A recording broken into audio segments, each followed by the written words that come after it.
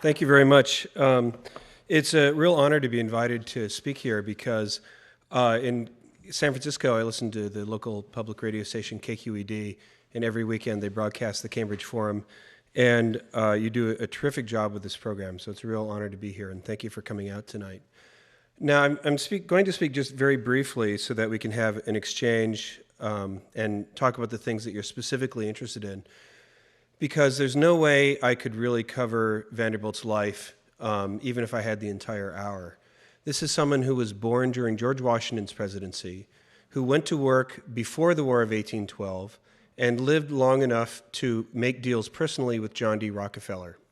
His life was woven throughout the main currents of American history, through national events, through international events. Someone who personally knew every president from John Quincy Adams, whom he was in a train wreck with in 1833, in a three-car train, so they probably knew each other on the train, through the end of the presidency of Ulysses S. Grant, whom he also knew personally, and someone who was involved in international diplomacy, international conflicts, domestic policy, great economic crises, who was present wherever you look in the 19th century. I just want to speak briefly, though, about one incident in his life that suggests how important he was and why, in many ways, his life is relevant today. Historians hate to draw lessons from the past, but certainly his life and his career is very resonant with what's happening right now. Now, the incident that I'll just take a couple of minutes to describe, just one of many dramatic moments in his life, took place in September 1869. In 1863, as a little background to this, Vanderbilt turned from steamships. He'd spent his long career in steamboats and steamships, becoming the foremost maritime entrepreneur in American history to that date, sold off all his ships at the age of 70 and turned to railroads. And during the 1860s, he progressively took over the railroads that connected New York City with the West.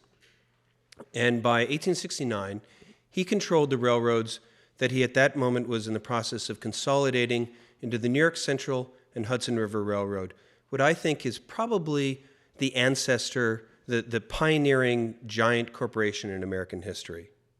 And it ran from lower Manhattan all the way to Buffalo in the West.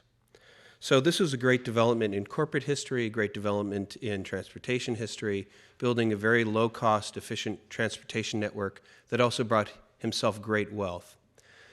But at that time, the most important corridor of commerce, channel of commerce, was between Chicago and the great seaports in the east. So a connection from Buffalo to Chicago was extremely important.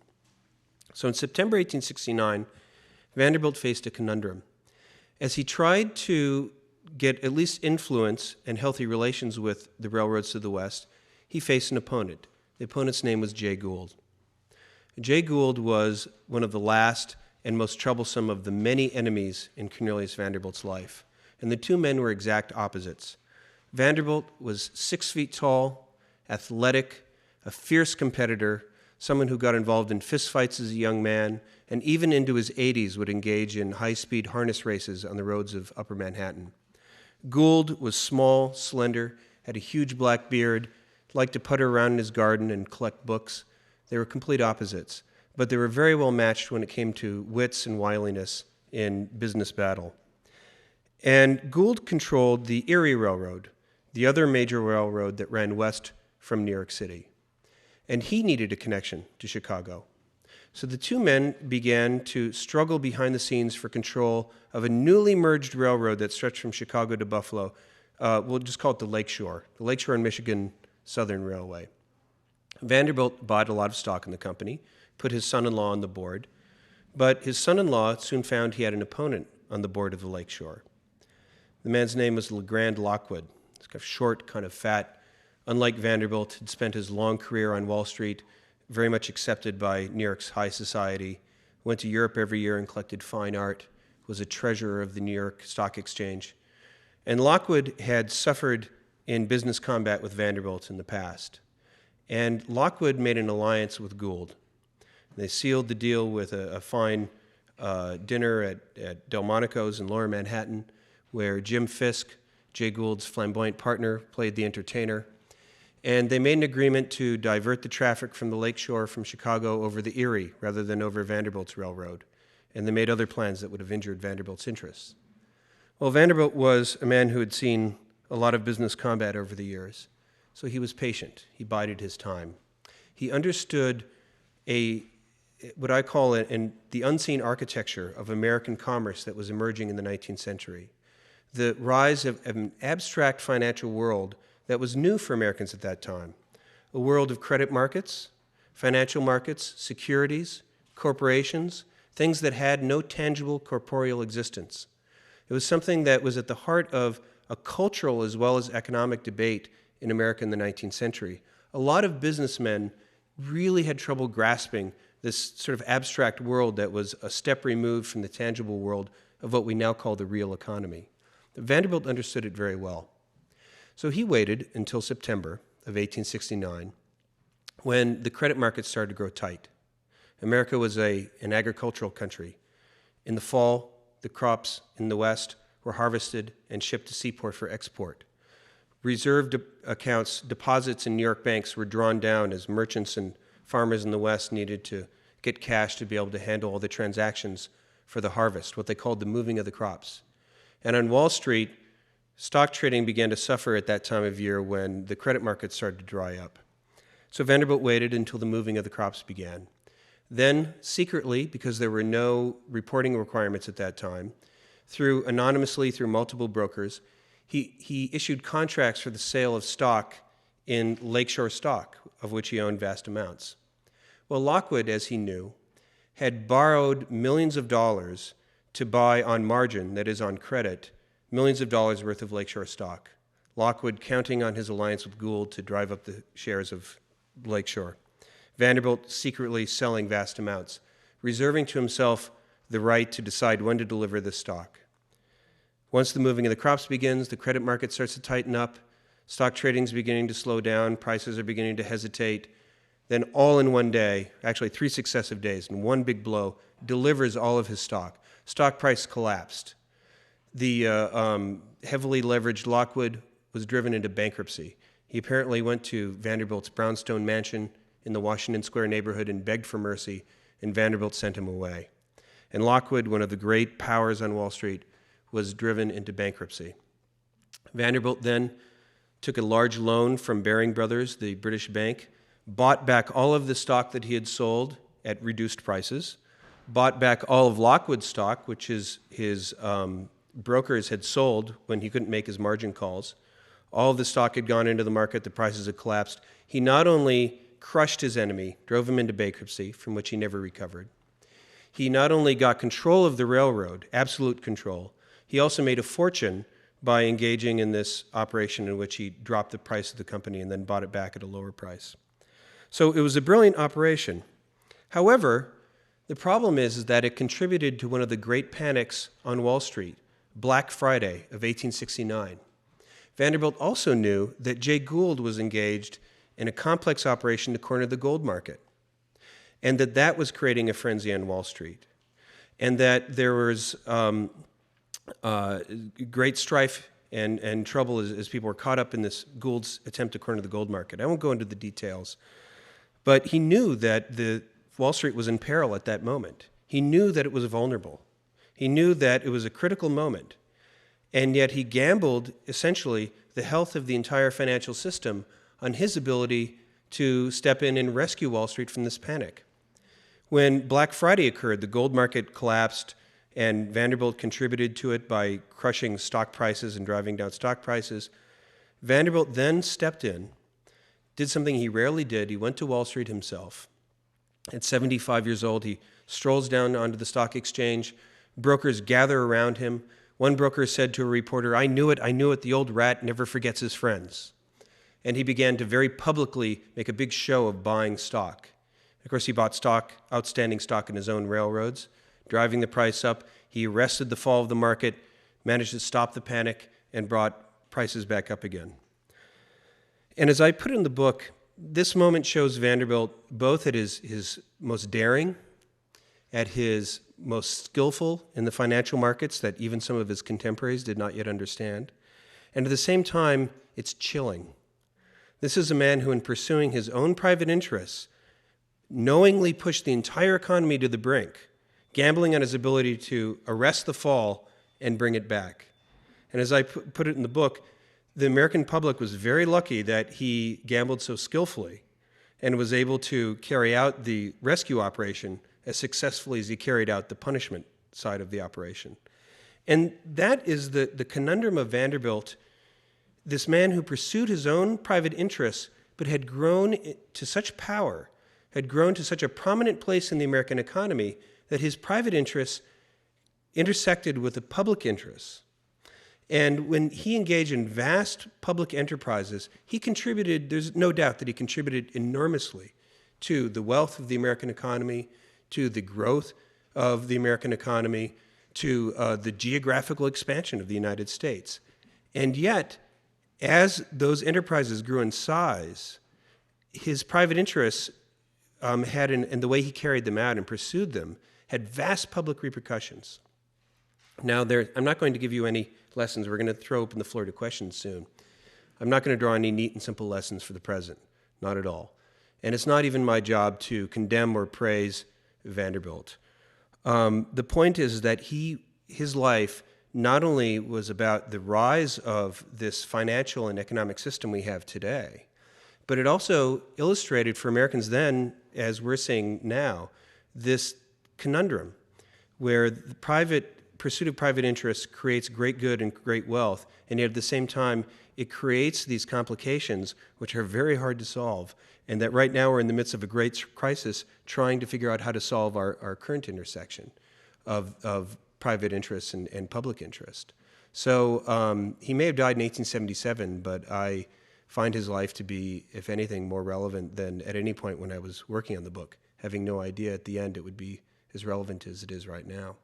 So at that point, I would like to defer to the moderator, and hopefully we'll have some good questions. Thank you very much.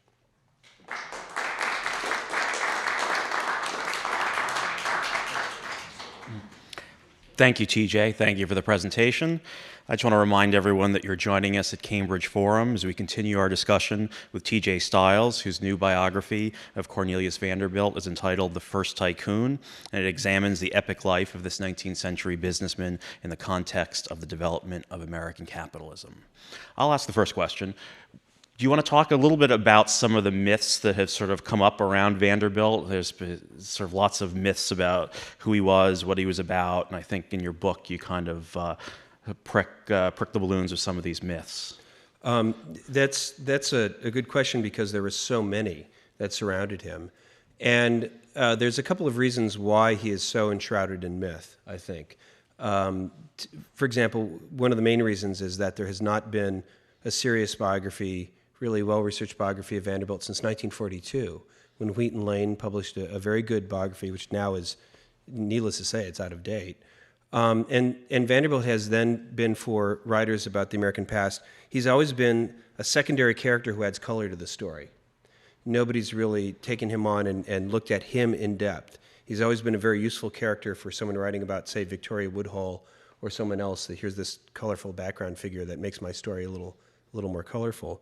But also the press at the time contributed to it. The press in the 19th century was very quick to report rumors. It was very quick to even concoct things. Vanderbilt's obituaries are the source of a lot of myths. There are stories there that are just complete nonsense that papers like the New York Times would publish. And I have no idea where they got this stuff. But one of the reasons why Vanderbilt has so many myths about him is that he was a colorful figure, but he didn't leave a lot of public record. I was able to find a lot of stuff, but only by working on this book for over 6 years. And he was somebody who kept his mouth shut and did a lot of his business in secret, and it's very easy to make up stuff about a guy like that.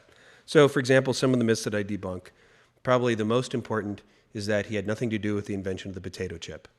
So, I'm sorry, not connected to Cornelius Vanderbilt at all. Some of the other myths are, let me just take one other one. The myth that he was this illiterate, crude, man who was never accepted by New York society. Now, like a lot of myths, there's a little kernel of truth to that, in the sense that he was born very poor. He was a sailor's young man who got involved in fistfights.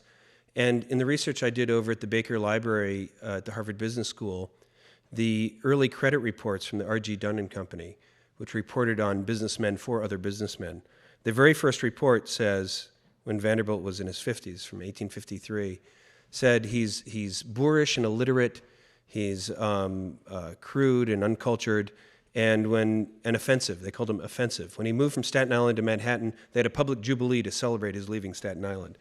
Then, by the end of his life, when he was much richer, the report said he's a high-toned and honorable gentleman. So what a difference $100 million makes. But there's also a reason for that later report. Vanderbilt had, and he developed much more dignity than he had early in life. And he was described by newspaper reporters as being gentlemanly and courteous. And in business combat, he could still be ferocious.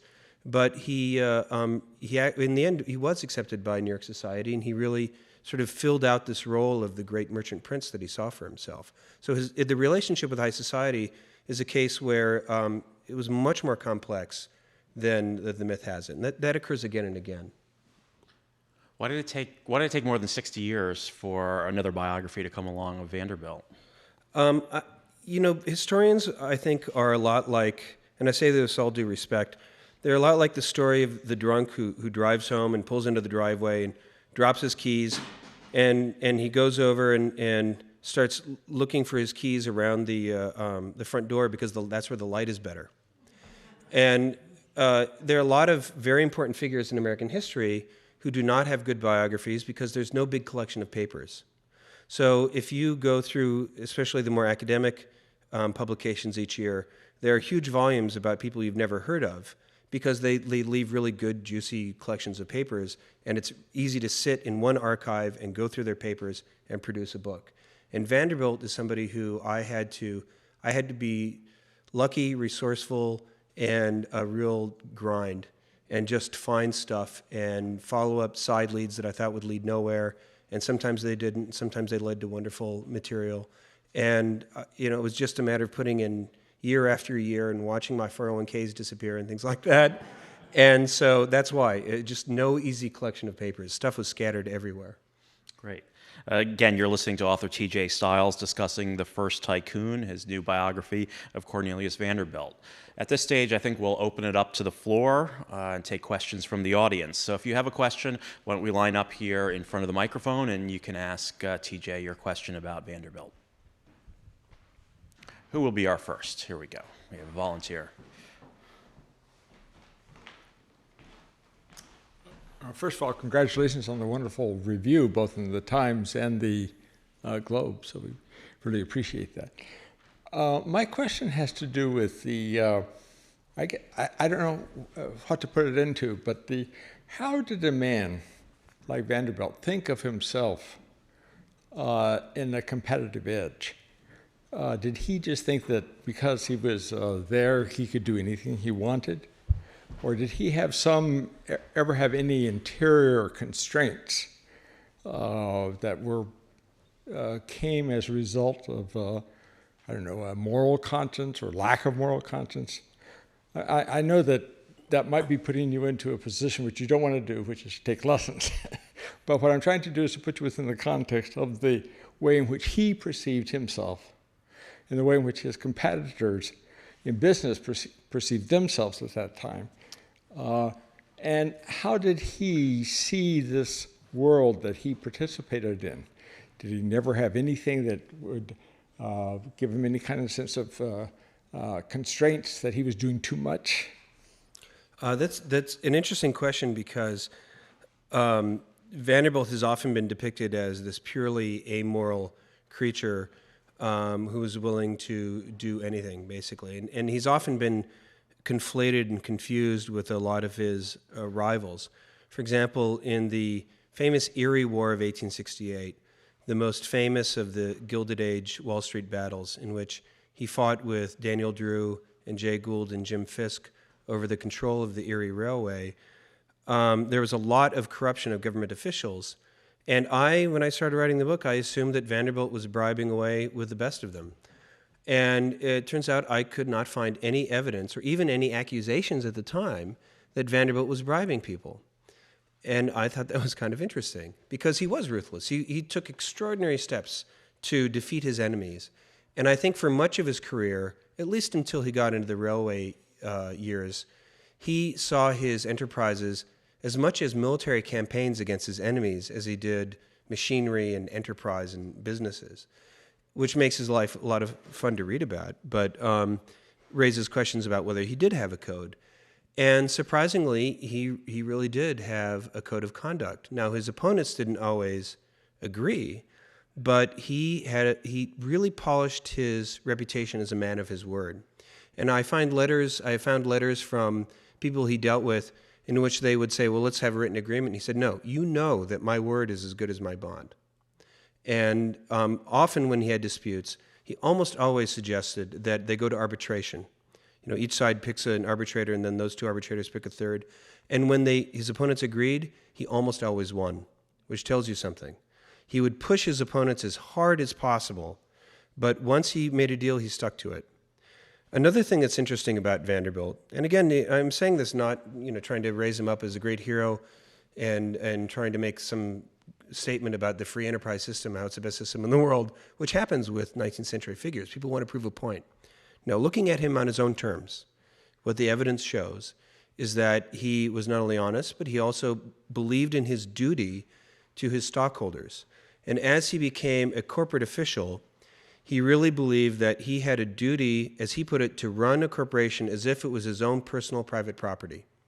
So what he did was invest heavily in the stock, and in the 19th century, stock was expected to pay dividends. They didn't look for growth in share value, they looked for steady dividends. That's what investors look for then. So he took no salary, and the only remuneration he took was dividends in his stock. A lot of corporate officials engaged in side dealing, and Andrew Carnegie's mentors at the Pennsylvania Railroad are much more like the the executives we have now at corporations. They were not major shareholders. They were professional managers hired by these largely anonymous shareholders who run the company. Very smart men. Thomas A. Scott, Jagger, Thompson. They ran the Pennsylvania Railroad. But they ran it very well, but they also pioneered shell corporations and dummy companies through which they funneled the company's business, and they controlled those companies and skimmed monies that came in and out of the Pennsylvania. Vanderbilt never engaged in that sort of business. He thought it was abhorrent. So surprisingly, for a man who was utterly ruthless, and as I mentioned in my opening remarks, was willing to gamble with the health of the entire country when it suited his own interests, and yet within the context of business, he had a strict code of ethics and he lived by it. And I think that's interesting. Another thing about him is that he was driven by pride. And I think what drove him into railroads when he was 70 years old, well past life expectancy, past when he expected to live, he turned to railroads. He didn't think, I'm going to become the great railroad tycoon. No, he started off with the New York and Harlem Railroad, which at the time was considered the most necrotic company in America. It was a railroad that was considered barely worth the iron and the rails. And he said, you know what, I can take this railroad and I can make it profitable. And he said repeatedly, it was a point of pride for me to take a company where the stock wasn't worth $10 a share and to raise it up and make it into a healthy, profitable company. And that pride drove him. It's why he was such a competitor personally with his, racing horses and other personal he was a card player, fierce competitor at everything he did. And that personal pride was really something that drove him all the way through. And that, of course, also made him such a ferocious competitor with his enemies, too. Next question, please. Excuse me, is it true that he was famously greedy in the sense that he, even toward the end of his life, with being an extremely wealthy person, he did not care to share at all in any public charities or any causes of goodwill? And I was wondering if his descendants perhaps changed that course as the Rockefellers did. That's a good question. His relationship to charity and how benevolent he was. During much of his life, he was considered notably unbenevolent. But there's a couple, and I don't completely dismiss that idea. Certainly, he was no Andrew Carnegie. He didn't engage in some of the truly great philanthropy that later tycoons did. There's no doubt about that. On the other hand, there's two things to remember about Vanderbilt. One is that he hated people who were boastful and talked about themselves. And there are a lot of reports that are impossible to verify that claim that he engaged in a lot of charity, but he just refused to put his name out there. And he would, certainly I do know that, for example, young relatives, nephews and grandsons, their letters to presidents and whatnot, where he'd say, I normally don't do this, but I really hope that you can help him out, and I would like you to find a position for this guy. He engaged in helping people out much more than the public record would indicate, I think. The other thing is that he was a man who was deeply patriotic, and a lot of the benevolence that he did take part in, and again, I don't want to exaggerate it, though it was sizable relative to his estate, it was not so sizable, but he, for example, during the Civil War, donated his largest steamship worth almost $1 million to the Union Navy, and personally outfitted it and then re-outfitted it for the Union. He took part in helping to prepare major expeditions without any pay. He engaged in these activities because he was deeply patriotic. He named his 3 sons after his heroes: George Washington, William Henry Harrison, and Cornelius Vanderbilt. So he was, like I said, he was a proud man.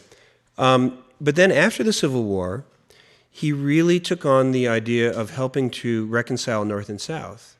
And so he put up his name as one of the bondsmen for Jefferson Davis to get him out of prison.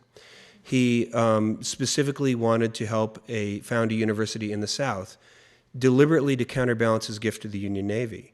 And those two gifts largely balance each other. He actually gave slightly more money to found Vanderbilt University.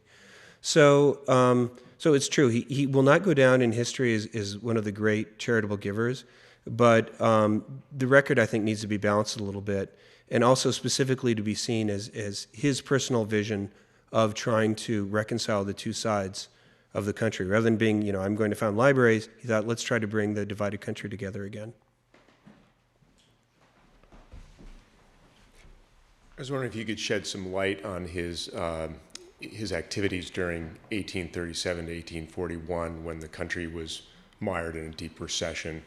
It would have been during his formative business years and building shipping. If you could just kind of expound on some of the themes and activities during that period and how perhaps he took advantage of the downturn in the economy.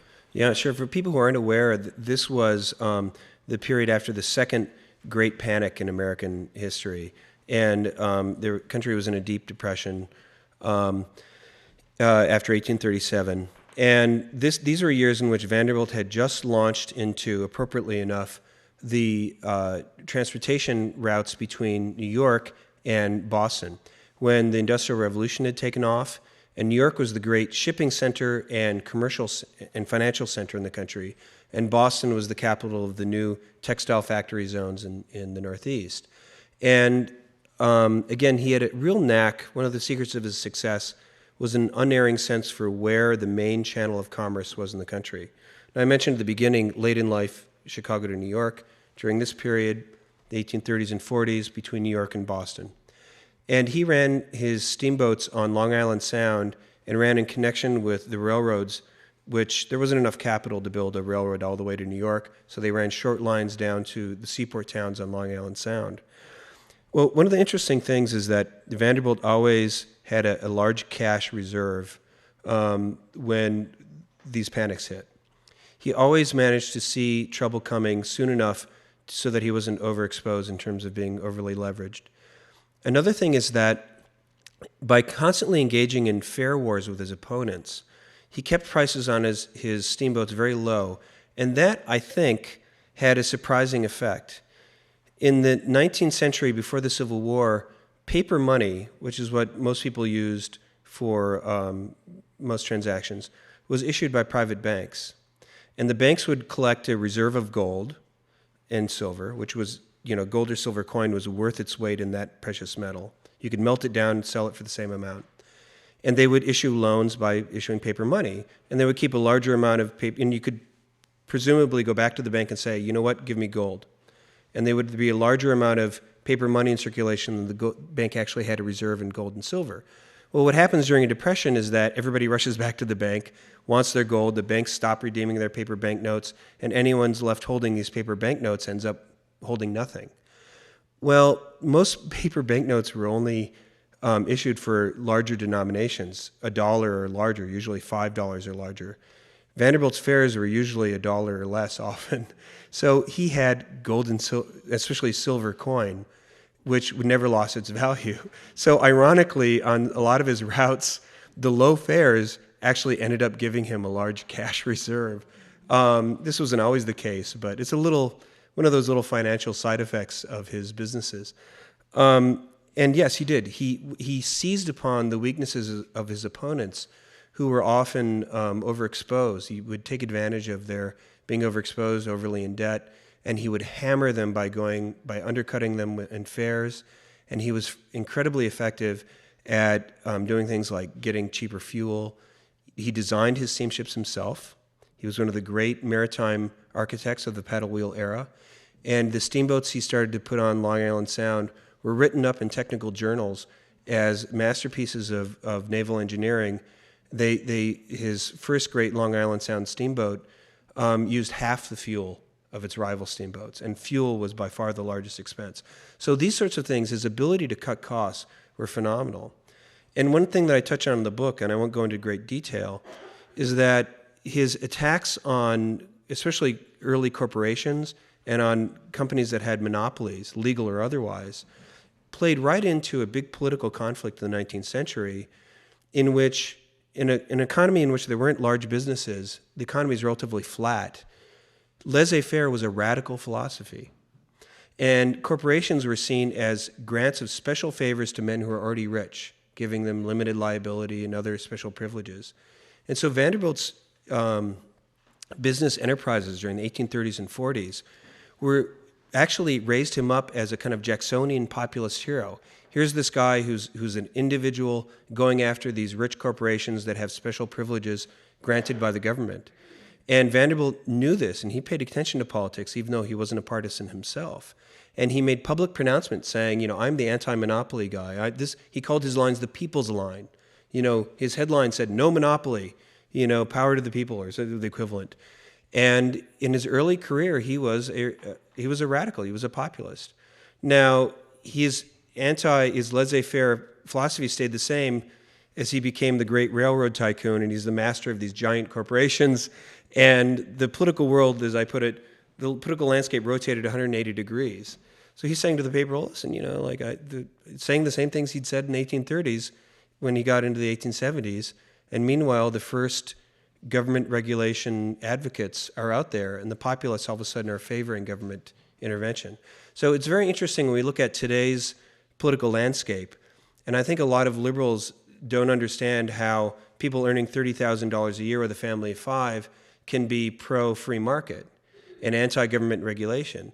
But when you look at the currents of American history, a lot of these currents are very deep. They go back very far. And there's a lot of complex interweaving of these threads in American political philosophy and beliefs. And sometimes things that confuse people today make sense if you follow them back and you see that there are these very deep currents in American history. We have very contradictory values in this country. And even the same person can have contradictory beliefs about equality and opportunity. And these things come up in Vanderbilt's life again and again. It's one of the reasons why I think he's so influential. It's not just that he built businesses, but that he played a part in the making of our contradictory values. Another question? Right here. Was he active in any church? That's a good question. No. No, he actually was notoriously unreligious. And he was raised in the Moravian church. Some Vanderbilt ancestor had switched from Dutch Reformed to Moravian. And he was capable of, personal charity, and he would occasionally express things in religious terms. But I don't know if he ever went to a church except for a wedding or a funeral. But late in life, his second wife, was very religious. And he did give money. She was a Methodist. And he did give money to found Vanderbilt University, which was specifically a religious university. And he did give money to buy a church for the Church of the Strangers, which was a church for Southerners in New York City. But interestingly, when he made those gifts, he didn't ask the bishop who was the first head of Vanderbilt University or the minister who ran the church that he endowed. He didn't ask them about their religious beliefs. He couldn't care less about theology. As he said to one of them after he'd been preaching to Vanderbilt for a while in the hot summer heat, waving a fan, he said, "Doctor, everything you've said to me weighs about as much with me as that fan you're waving right now." He didn't care about religious beliefs, but he did care about people, and he wanted to make sure that those men were honest and capable. So he questioned them extensively, but about what they were like as men. That's what he knew from life and business. Then from his wife's diary, his second wife's diary, when he was on his deathbed and had a horrible several months of his body beginning to fail, suffering terrible internal infections. He finally asked, toward the very end of his life, he asked her to take part in a prayer with him and said he wanted to give his life to Jesus. And she said, "Well, is it because you love Jesus or you're afraid of going to hell?" He said, "Well, to be honest, both, really." And he was a man of few words, but he was honest up to the very end, which is one of his redeeming qualities. Someone else in the back? I'm capable of going on at length, so please, you better ask. Hi, thanks for your talk. You preface your book with a quote, "To understand just one life, you have to swallow the world." I just wondered what about that quotation inspired you by Salman Rushdie? And on the flip side of that question is you alluded in the introduction to some advice that he lent Abraham Lincoln. Can you expand on that chapter? Sure, absolutely. First question, I'm a great admirer of Midnight's Children. I haven't read everything Rushdie's read, but this was one of my favorite books. And that quote really stuck in my head as I worked on this. I remember when I turned in the first few chapters to my editor, and I thought, "Oh, hooray, I've gotten going on this." And he just sent him back with a note, like, "This is just not, you can do way better than this." I was just crushed. And I realized that I was just writing about his business. I wasn't writing about how it fit into the world in which he existed. And the turning point in his early life, for example, he took on his only employer he ever had in his life, a man who was really his mentor. It was a man named Thomas Gibbons. And he's the man who hired Vanderbilt to work on his first steamboat, and he became a steamboat captain, and brought him into this great legal as well as business battle against a legal monopoly that New York State had given to the Livingston family for steamboats in New York waters. And it led to Gibbons v. Ogden, the first Commerce Clause case that the Supreme Court decided, and a legal landmark to this day, in which the Supreme Court said states cannot erect boundaries of trade. We have a free market, basically, in the United States. Only Congress can control interstate trade. And it really is one of the keys to America's economic growth. And Vanderbilt, by the way, was keenly interested in this, went himself to hear the arguments, hired Daniel Webster himself when he was a young man with very little education. And as I started to look into this, I realized it's not even about law.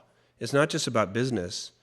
It is about the end of an 18th century culture of deference in which you had old landed aristocratic families, especially in New York, which they had mercantilist ideas. They expected to be granted special privileges, and they sort of would take custody of the American economy in the way in which they had custody of politics and of other areas of life. And New York State at the time, for example, had not only property requirements, they had two separate levels of property requirements. You had to have a high level to vote for governor and a lower level to vote for the state assembly. So it was this hierarchical society. And I realized that this era of Vanderbilt's life is not just about him getting ahead, meeting the right guy. It's not just about this legal battle. It was about the end of this older hierarchical society and the birth of an individualistic, competitive society, much more like the one we know today. And so that experience of having to go back and rewrite those early chapters really made me realize that, this is an important life, but it's important because it's woven into so many other areas other than just business, other than even just politics, culture and society and all these things. And so as I wove them in, it's a long book. I cut out a lot more, believe me. I'm trying to keep all of that focus so that you know as the reader what you need to know to go ahead, so that you want to find out what happens next. That was the challenge as the writer. As the historian, really, we have to understand this stuff and the surrounding context. So the business battle isn't just dramatic, but it's significant. And then as the writer, trying to really keep up the momentum to make sure you want to turn the page, that was the challenge as the writer, which I tried to impart into this book. So that's the answer to that question. The second question was about Lincoln. Oh yeah, more specifically, there's a great incident in Vanderbilt's life which involved the Confederate ironclad, the Merrimack, or the Virginia. And we all know the story about how this ironclad chuffs out of Norfolk Harbor, sinks a bunch of Union ships, everybody's in a panic. Fortunately, the Monitor, the Union ironclad, had just been finished, steams onto the scene the next day, battles the Merrimack to a standstill. Hooray, the day is saved for the Union Navy. Well, as I point out in my book, the Merrimack, it was a draw. And so the Merrimack was still there. And if the Monitor had just had a mechanical breakdown, pretty common in a new ship, then they would have felt completely helpless. So there are all these letters to the White House and to Secretary of War Stanton saying, we need something. And so Stanton sent a telegram to Vanderbilt saying, can you provide a ship that can help us fight the Merrimack? And so he'd been trying for the first few months of the war to give his largest steamship, which he named the Vanderbilt, to the Union Navy. And the Secretary of the Navy didn't want it. In part, I think, because Gideon Welles was kind of a proud guy, and he didn't want, this rich guy telling him that, he should have his ship. But this led Lincoln himself to say, can you help us? And he rushed to Washington. He spoke to Lincoln. Lincoln said, can you help us? And he said, yes, I'm going to give you for free my largest steamship. And not only that, I'll outfit it personally to fight the Merrimack, and I'll bring it down myself. And interestingly, Lincoln gave him complete power to do whatever he wanted to with the Merrimack, or with the Vanderbilt. Outfit it how he wanted, officer it as he wanted, deploy it as he wanted. And Vanderbilt fitted it out with a ram in a few days, brought it down to Hampton Roads, and then he talked to the naval officers on the scene, decided, I don't need to, these guys can handle it. They know what they're doing. And it played a key part in bottling up the Merrimack. And there's letters from the Confederate officers saying they were very worried about the Vanderbilt running down the Merrimack. And so it didn't engage in battle, but it played a key role in bottling up the Merrimack and allowing the Union campaign to go ahead. Then later he outfitted it again as a cruiser to hunt for the Confederate commerce raider, the Alabama. And so there's a great little kind of long-distance duel between Vanderbilt and Raphael Semmes, the captain of the Alabama, who wanted revenge against Vanderbilt for sending a ship against him. And he deliberately targeted Vanderbilt's steamship line to try to get revenge. And there's some great little incidents where he chases after Vanderbilt ships on the high seas. And there's some other stuff too. He was very involved for a couple of years in the Union war effort, again, taking no remuneration. That's sort of Vanderbilt at his best. Lincoln asked the Congress to give him a Congressional Gold Medal in thanks, which they did. Another question?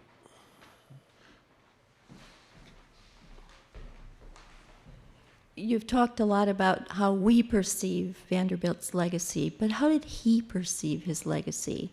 And particularly, how did his, family, his dynasty fit into his perception of success? Thank you for asking, because that's the one thing that we haven't talked about much is his family. And that's a really interesting story. That I tried to pay a lot of attention to, is that personal side and that family side of the story, which shows Vanderbilt at his worst, as not entirely worst, but I just mentioned Vanderbilt at his best. When it came to his family, that's often when he was at his worst. And how did he see himself? There was an interesting incident in 1867 when he, in a battle between his railroads and before he took control of the New York Central, he famously, in the depth of winter, when boats couldn't get through the frozen harbor to Manhattan, To settle a dispute with the New York Central Railroad, he cut off access of all trains from the west into New York City, essentially personally levied a blockade on the nation's largest city. This created a bit of a furor. It won him his battle with the New York Central, but it created a furor, and the New York State Legislature started to talk about laws they could pass to control this. And the way he responded when he gave testimony is very interesting. He didn't say that the law is no good, et cetera. He didn't talk about the public interest. He said, if you can pass a law that will compel men to pursue their interests more intelligently than their interests themselves will compel them, then it's all well and good. But I don't think you can do that. In other words, he deeply believed that basically in the invisible hand, without ever having read Adam Smith, I'm sure he didn't, he believed that the world is run by everybody pursuing their private interests to the best of their ability. Now, he had a business code. He thought you should do it honestly, fiercely but honestly. But he really believed things function when everybody pursues their own interests. So that's how he saw his legacy. He didn't see himself as, he didn't think about the public interest. He thought the public interest, he said, I serve the public to the best of my ability. Why? Because it's in my interest to do so. That's what he said. So he saw himself as a man who, if he served the public, fine, but it's because I'm pursuing my own private interests. So to that extent, it's, again, as I mentioned at the very beginning, a problematic and ambivalent legacy that he left, even in his own terms. Now, with his family, he had a total of 13 children, 11 of whom lived through adulthood, and he had a vast fortune when he died. 1877, it was estimated, and it's hard to know for sure, at $100 million. Now, I don't give equivalent modern figures in the book because I don't think that's an honest way to do it, but I do look at the Comptroller of the Currency's report on how much money was in circulation. And if you look at the amount of money in circulation, if he had been able to sell all his assets of that estimated $100 million to American buyers, he would have taken, including cash and demand deposits, 1 out of every $20 in circulation. Now, if Bill Gates, back in September, when Forbes calculated his fortune at $58 billion, I think, could have done the same thing, and you take the Federal Reserve's M2 figure, which I won't go into, he would have taken 1 out of every $138. So the difference between the disparity in wealth is pretty obvious, and that probably understates the disparity for various reasons. And plus, you've got the power that control of railroads gave Vanderbilt. There's no industry that overshadows the entire economy the way that railroads did at that time. So it was a vast fortune. And the money he left to his widow and to his various daughters were large amounts at the time. $500,000 he left to his wife and to some of his daughters, not all. And that was enough for you to be very wealthy, extremely wealthy in the 19th century, even the late 19th century. But he left 95% of his estate to his oldest son. And why? Well, first of all, he thought his oldest son was capable. He'd brought William H. Vanderbilt in as his operational manager, and he did a very good job. But because he deliberately wanted to perpetuate his name. The name that he had given to his steamboats and to his steamships. The name that he had given to his son, his second son, who unfortunately was a gambling addict and epileptic. And so he left all this money to one son, deliberately trying to found a dynasty. And it bitterly divided his family. Now, Vanderbilt is more complicated as a family man than, again, the myth is that he was this brutal tyrant who just abused his wife and his children hated him, and that's not true. He was a hard man. He was very judgmental. He reminds me of a friend of mine who said that his father once told him when he was young, I'm never going to let you beat me at anything. If we ever play a game, you're going to have to beat me on your own. And that's tough for a kid. You respect a father like that, but when you're growing up, it's not a lot of fun either. And that's the way it was for Vanderbilt.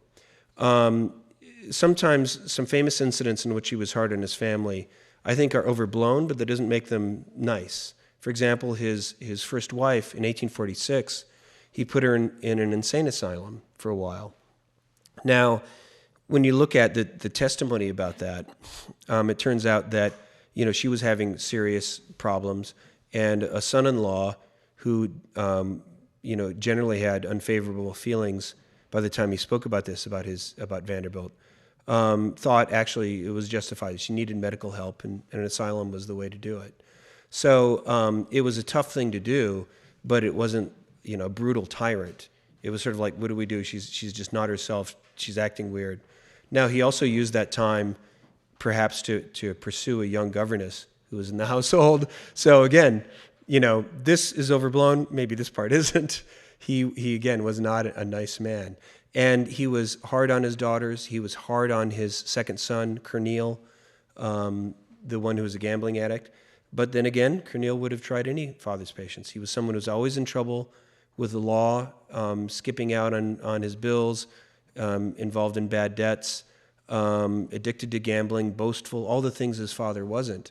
And I sort of use him as the anti-hero in the book because this troubled son brings out all of the emotional complexity in Vanderbilt. The stern judge, the overbearing father who sometimes is harsh on his son and had him arrested and sent to an insane asylum also, at a time when they had no way of dealing with addiction. They did not have the language for addiction. So again, a hard thing to do, but understandable in the context. And sometimes, encouraging and loving. His first wife said his attitude toward that son was stubborn inconsistency, which is, not nice, but it's human, it's understandable. So in clearing up the record about Vanderbilt as a family man, I by no means depict him as a nice and sweet father, but he's human and complicated and more sympathetic at various points, not all the way through, but at various points than I think he's been given credit for in the past. And so that it doesn't make him into an admirable man, but he makes him into a character that you can understand. And then as you follow him through his personal life as well as his business life, he's a more sympathetic character than I think we've realized. And that's not to take away any of the complications and ambivalence, personally or historically. But, again, that's the American experience.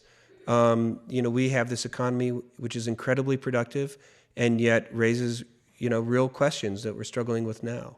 And, questions like addiction and mental illness are things that, most families deal with at some point. And these are things that are woven through Vanderbilt's life. And as he struggled to deal with them, he didn't always deal with them very well, but he did struggle to deal with them. And it gives the story sometimes a contemporary relevance and resonance that I didn't anticipate. But his son, and then his primary successor, his grandson, Cornelius Vanderbilt Jr., or Vanderbilt II, they lived into their 50s and died. And so William H. Vanderbilt was given credit for doubling the family fortune in a few years. I think that actually, if Vanderbilt himself had done nothing but kind of let his estate compound, and he'd lived as long as his son, it probably would have been similar. As he put it, the New York Central Railroad could run itself after a certain point. But the interesting thing about William H. Vanderbilt is that he deserves a lot of credit as a business manager, but he was never kind of the Napoleonic figure that his father was. And he was surprisingly undiplomatic as a businessman. J.P. Morgan bought a large block of stock. Well, he himself didn't. He set up a syndicate that bought a large block of stock in the New York Central Railroad, an attempt to control the destructive competition among railroads. And he was kind of the impresario of what became the Vanderbilt system after the Commodore died. And so he worked closely with William H. Vanderbilt, and he complained continually about how he's always quibbling, he engages in disputes that would embarrass a Bowery lawyer and a Skid Row lawyer. And he was a quarrelsome figure who was kind of testy. And I've read a lot of other letters complaining about how the son was testy, but he was a nice father. So Vanderbilt, the tough father, was a diplomatic businessman. William, his son, was a terrible business diplomat, but kind of a nice father. And William really, as soon as his father died, and once he settled this big fight over the will and secured his control of the estate, he sold a controlling block of shares to J.P. Morgan Syndicate and began to build these lavish mansions, as did his children, that his father never would have tolerated. As soon as the old man's dead, boom, up go the huge mansions. And the Gilded Age excess begins, once the sort of tight-fisted old man is gone, then they start building the famous Vanderbilt mansions. And of course, I think we'd be remiss if we didn't mention the most famous descendant of Cornelius Vanderbilt, Anderson Cooper. Has he commented on the book? Or no, I haven't contacted him. I know that Vanderbilt himself left no papers behind. And so, to be honest, I didn't harass the family and the descendants. And after, I have been in touch with, I'm actually not sure of what his connection with the main line is. Arthur Vanderbilt II, who wrote a nice book several years ago, Fortune's Children. There have been a few books about the Vanderbilt family, and there's no Vanderbilt papers that survive, except the ones that I've uncovered in the book already. So, no, I haven't been in touch with Anderson Cooper. He's a good journalist. And his mother is Gloria Vanderbilt, who's still alive, and I think just has a book out, too, actually. How many generations removed are they, Gloria and Anderson? I'm not sure. There's so many. The Vanderbilts went on and on. Right? They're direct Yes, descendants. absolutely, yeah. And again, if you've heard of any Vanderbilts, they're almost certainly from that one son out of 13 children, William H. Vanderbilt. Now, there are scores of descendants of Commodore Vanderbilt out there, but most of them are descended through these other branches, some of which remained in high society and married into other families and did well. But they didn't, have some giant fortune. And by now, the Vanderbilt fortune has been dissipated because it was founded on the first great industry in America, the railroads, the first industry to mature and fade also. And the New York Central Railroad, was taken over by what are now publicly owned systems. Though the infrastructure Vanderbilt built is still vital to the city of New York. His statue is still out in front of the modern version of Grand Central, the terminal he built. And they still use infrastructure that he constructed, back in the 19th century. It's still very much a vital part of New York today. Do we have other questions? I'd like to ask one more question, which is the issue of Victoria Woodhull and Tennessee Claflin. How do they factor into? They're definitely not part of the business side of Vanderbilt. That's one of the many interesting sidelights. A life this long intersected with a lot of famous and sometimes notorious people. Are people generally familiar with who Victoria Woodhull is? No, it's all right. Victoria Woodhull was one of those interesting kind of footnote, yet more than footnote characters in 19th century American history. And her name came up during the last election because of Hillary's run for the presidency. She famously ran for president in 1872, the first woman to announce herself as a candidate. She was a really fascinating figure, in part because I think she was, in part, a con artist, as well as a brash and effective spokeswoman for women's rights. Excuse me. And she and her sister, Tennessee Claflin, pardon me, were the children of a flim-flam artist who was from the western states. And they showed up in New York in 1868 and promoted their services as spiritualist mediums and as magnetic healers. And this is a period in American history when spiritualism was huge, and it was a mainstream belief. You have to remember, the Civil War killed the better part of 1 million Americans. Every family had lost loved ones.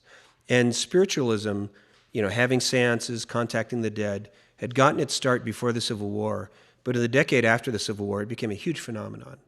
And Vanderbilt, who outlived so many contemporaries, friends, family, rivals, he started going to seances during the Civil War.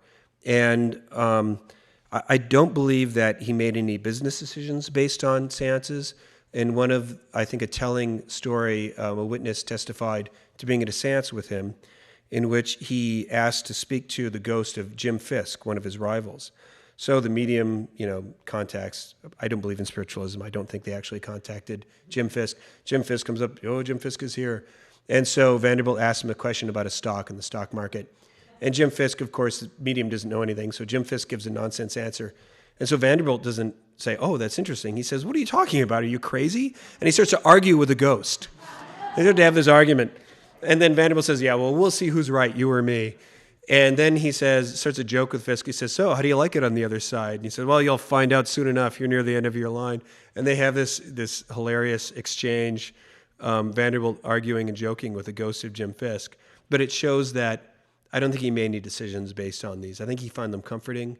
I don't think that it was his guide. Now, Victoria Woodhull shows up. She's a magnetic healer. This is an age when doctors use things like bleeding and blistering and mercury.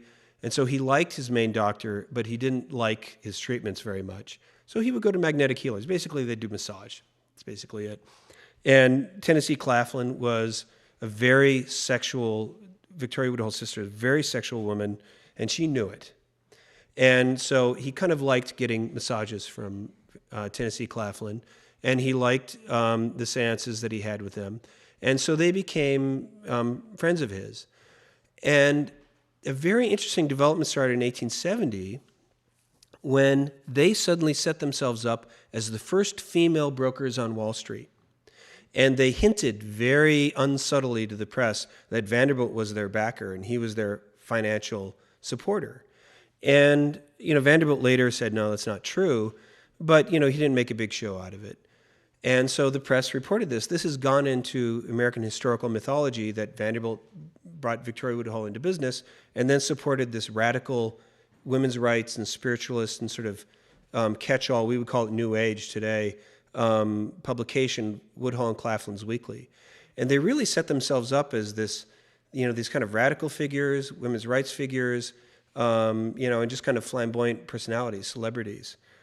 But when I started to look into it, I found that there was really no evidence for Vanderbilt having any business connection with them. And again, those R.G. Dunn and Company reports over at Baker Library, I looked up Victoria Woodhull in those reports. And, they basically said, their brokerage house doesn't do any business at all. It was a publicity stunt. And so, they got a lot of press for it. And there may be Victoria Woodhull biographers in the audience will be mad at me for saying this. But, I think it was just a publicity stunt. They didn't actually do any business with Vanderbilt. And the connection is overblown.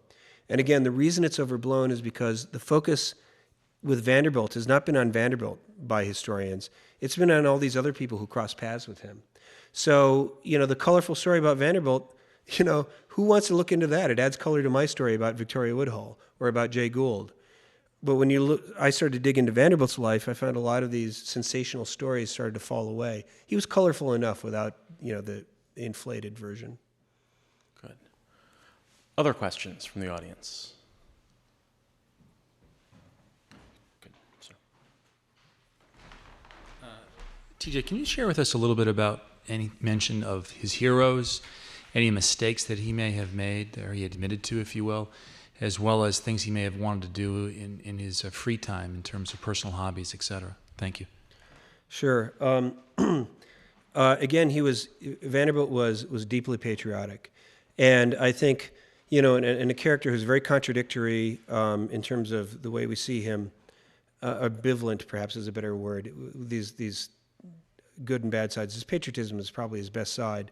And he greatly admired some of the leading statesmen of the day. I think he had admiration for Andrew Jackson, whose philosophy he basically embraced, but he also admired Daniel Webster, a lot of the great Whigs.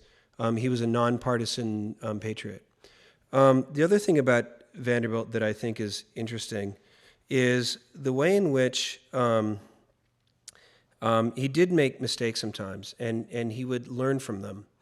One of the biggest mistakes he ever made was in his battle against Jay Gould and Jim Fisk and Daniel Drew in the Erie Railway. And the mistake he made was in trusting Daniel Drew. Now, Daniel Drew was another of the robber barons, as we're called. And that's a term that was actually invented. That metaphor was invented for Vanderbilt. So the whole idea of the robber baron began with Vanderbilt. And Daniel Drew is famous as his opponent, but Daniel Drew actually spent almost his entire career as Vanderbilt's secret partner. This is a man who was a financier on Wall Street, who was famous for shorting stocks, Daniel Drew, that is. and he would become an officer of a company like the Erie Railways, treasurer of the Erie Railway, and then he would go out and sell that company's shares short, and then deliberately undercut the price of his own company's shares so that he could then buy back the shares he'd sold and make a profit. Destroying the share value of his own company's shares. And the opposite of Vanderbilt's ethics in business. And yet the two were close friends. Now, they were involved in transportation for most of their careers. And what they would do, I found, by finding records that hadn't come to light before, is they would invest in each other's companies so that they would have a reason not to compete against each other. So they were partners, but they made sure that they gave the other guy an incentive. They didn't just trust each other's word. Well, at the end of Vanderbilt's life, he unfortunately trusted Drew's word. And he agreed to kick Drew out of the Erie Railway board in 1867. And then Drew found out about this, and Drew came to him and said, please let me stay on the board. And he said, well, I don't want you undercutting the stock market. It hurts me and my shares in my company. And he said, okay, well, listen, what we'll do is we'll take part together in a campaign to drive up the shares of stock in Erie. And it'll help you, it'll help the money market, everything will be good. So Vanderbilt said, okay. So he changed his deal. Drew got to stay on the board. Drew actually managed a pool of money for some of Vanderbilt's friends, and they were buying Erie shares, prices are rising, everyone's happy. But then meanwhile, secretly, Drew was, on his own account, secretly selling Erie short. So he's buying for the company and for the pool and of Vanderbilt's friends, and then he's selling to the pool short on his own account, and then he uses his position in the Erie Railway to undercut the price. And Vanderbilt was furious. And it led to this huge battle on Wall Street over control of the Erie Railway, which led to Drew and Jay Gould and Jim Fisk being under arrest warrants issued for them. And then the leaders of officers of one of the largest corporations in America scampering onto a ferry and racing to New Jersey to escape the arrest. To Jay Gould showing up in Albany with literally a suitcase full of $100 bills to bribe the legislature. A phenomenal episode. And at the end, Vanderbilt managed to force them to pay back most of his losses. But he had gotten in over his head, and he didn't realize, not only could he not trust Drew, but he underestimated Jim Fisk and Jay Gould, a mistake he rarely made, underestimating his opponents. And he is said to have said something. I've never found any evidence that he actually said this, but it certainly captures his opinion of Jay Gould. He said, "It never pays to kick a skunk." I don't think he actually said that, but it's a nice quote, one of those quotes that sticks around because it sums up his attitude. So that's an example of a mistake he made that he learned from. Another mistake he made, a victory that actually was a defeat, in that one period I haven't talked about very much. In the 1850s, Vanderbilt switched from northeastern steamboat and railroad lines to steamships. And he pioneered a route to California across Nicaragua. He originally wanted to build a ship canal across Nicaragua. That fell through. That's a whole episode. But he had a transit business across Nicaragua. So he ran steamships down and then steamships on the Pacific up to San Francisco. And it was in competition with the lines that ran to Panama, and there was a railroad that was constructed at Panama. This was actually the main route of traffic between California during the gold rush and the East Coast, or the settled states. And successive presidents considered those transit routes in Central America America's #1 strategic priority overseas. And so Vanderbilt was very deeply involved with the White House and the State Department and with the British, who claimed a protectorate over eastern Nicaragua. Well, he got out of this business. There were various business battles. He got out, and he bought back in again just as a man named William Walker sailed for Nicaragua. And he was the leading filibuster in the 1850s. And this was a movement of Americans who were trying to seize control of pieces of Latin America to get them annexed to the United States. And Walker actually got himself hired by one of the two sides in Nicaragua's perpetual civil war to fight on their side. And he wasn't a very good general, but just by chance, luck, and one good maneuver, William Walker, who didn't even speak Spanish at the time, won control of Nicaragua. as it just so happened, the leading figures on his side of the Civil War happened to die, and he ended up being the strong man in the Nicaraguan government. So you have this American who doesn't even speak Spanish, who's down there with a bunch of American soldiers, who, through luck and a couple of smart maneuvers, takes control of Nicaragua. Well, just at that moment, Vanderbilt was buying control of the company that ran passengers across Nicaragua. And the San Francisco agent for that company was visited by, and these are papers that have never been seen before, never been published before that I've seen, that a friend of William Walker's shows up, and he says to the San Francisco agent, that's where this gentleman lived also, said, my friend William Walker just took control of Nicaragua. So Cornelius Garrison, the San Francisco agent, says, yes, yeah, I know. He said, there's good reason for Walker to, destroy the transit company that's carrying passengers. He said, and once I talk to him, that is, he'll see good reason for it. We're very good friends. And, I think that Walker's a good enough friend that he'll give me the rights to carry passengers across Nicaragua. I said, oh, really? Well, I don't have any ships of my own, so I would like to sell those rights to somebody who does have a lot of money and has ships. And perhaps you would be willing to take those rights. And it was basically, he was twisting the guy's arm. This political fixer was trying to make a profit off his friend's conquest of Nicaragua, and that's the way it worked out. And he manipulated this guy into betraying Vanderbilt. He didn't realize Vanderbilt was taking control of the company on the other side of the continent. So Vanderbilt, as soon as he buys control of the company, finds out that William Walker has stripped him of the company, seized all the steamboats in Nicaragua and all this business.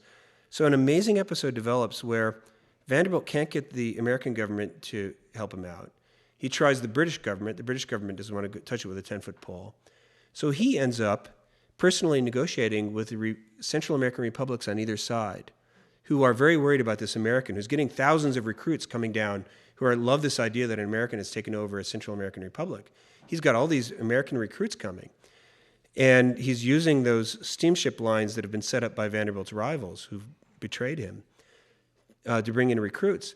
Vanderbilt wants his property back. So he literally sends down secret agents with a crate full of gold and with plans, men who've worked on the route and know the route. And this is an amazing episode. And I've been to the National Archives looking at first-person accounts of this episode. This guy leads a commando raid of Costa Rican soldiers through the jungle, seizes control of the steamboats.